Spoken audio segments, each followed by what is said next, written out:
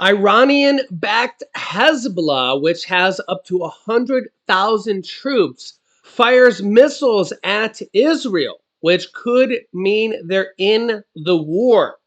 That's right. We'll cover that here in this video, as well as Republicans have now ditched Republican Speaker nominee Jim Jordan. He's apparently out, and now they look for somebody else. Take a listen here. Well, it was, I told the conference it was an honor to be their speaker designee, but I felt it was important that we all know, get an answer to the question if they wanted me to continue in that role. And so we put the question to them. They made a different decision. I told the conference that I appreciated getting to work with everyone, talk with everyone. I got to know members in our conference that I didn't really know that well over the last 3 weeks, and that we need to come together and figure out who our speaker is going to be. I'm going to work as hard as I can to help that individual so that we can go help the American people. And I'm also going to go back to work. We got several depositions lined up next week in the Judiciary Committee, work that we need to do for the American people in our investigative work. So we'll go back to work there. But it's important we do unite. Let's figure out who that individual is, get behind him, and get to work for the American people. Thank you all very much. There has been multiple war incidences here going on in Israel and multiple other countries. If you watch my previous videos of attacks against the U.S., I'll get to a new one here in a moment, but check this out. Israeli Defense Forces trade fire with Hezbollah as Israeli faces rockets from Hamas as well.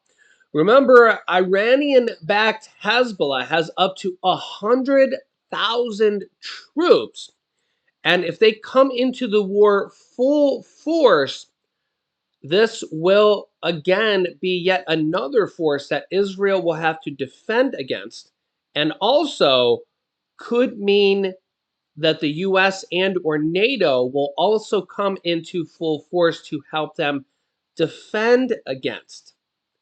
So again, when you see headlines like this, Israel Defense Forces trades fire with Hezbollah, pay attention to this. Yeah, IDF, Israel Defense Forces, and Hezbollah fighters trade fire on Lebanese border. An Israeli-American reservist was killed, possibly more. This is already just what has been reported already. The IDF traded fire with Hezbollah terrorists on Israel's northern border with Lebanon on Saturday after terrorists fired anti-tank missiles into Israel territory overnight. An Israeli-American dual citizen serving as a reservist was killed on one of the attacks, an IDF said. An Israeli-American dual citizen. The soldier was identified as Staff Sergeant Omar Balva, 22, a commander in the 9203rd Battalion of the Alexandria Brigade. The Times of Israel reported a child of Israeli parents grew up in Rockville, Maryland. So literally from the U.S. He was in the U.S. last week when he called into reserve service, and he was promptly returned to Israel to report for duty. The Israeli military said an anti-tank guided missile was fired from Lebanon into northern Israel. IDF responded with a drone strike against the terrorist squad. Additionally, another missile was launched from Lebanon, targeting the Haniti area, the IDF says. Israeli troops responded with artillery fire that struck missile launchers on the Lebanese side of the borders. Quote, the IDF is ready for all scenarios in various sectors and will continue to act for the security of Israeli citizens. IDF minister said Saturday that Hezbollah terrorists have been paying a heavy price for their attacks on Israeli military outposts since the war began on October 7th, now 2 weeks ago. Also, the attacks and incidences near the U.S. warship from Yemen, which is a country to the south, was a larger attack than known and lasted for 9 hours. 9 hours. And this U.S. warship intercepted more than we thought. Take a look here.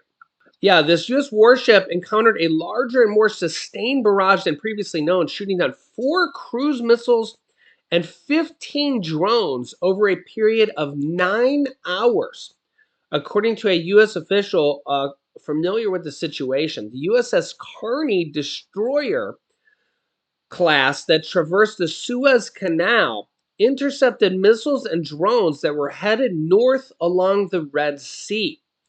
Their trajectory left little doubt that the projectiles were headed for Israel, coming from Yemen from the south. So we have multiple different countries shooting missiles and drones now towards Israel, which makes us and the world and all these countries in the area, we have to kind of wonder how many terrorist groups are out there, how many different countries are involved, and will war be declared against multiple different countries, multiple different groups?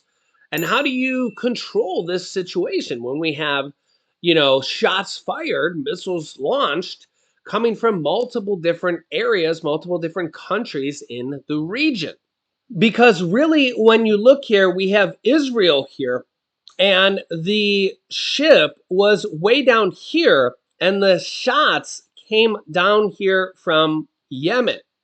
Okay. So this is a cause for concern because, we have Yemen, a potential problem. Terrorist groups down here. Is the whole country involved? What's the situation with that? Okay. Saudi Arabia over here, potential problem with Saudi Arabia. Okay. We have Israel here, and we have the Gaza Strip over here. We have fighting coming over here from Lebanon. We have issues in Syria and Iraq with U.S. bases over here. So we have multiple different areas all under contention in this entire area. So when you look at this map, the whole area is an area for contention. And we have U.S. warships in the entire area from the north and the south. And we have U.S. air bases, or I'm sorry, well, not air bases, but U.S. ground bases, I should say, in the area that need defense. And now, obviously, it's a huge point for contention in this whole area. You could see it's the whole area is just a hotbed now at this point.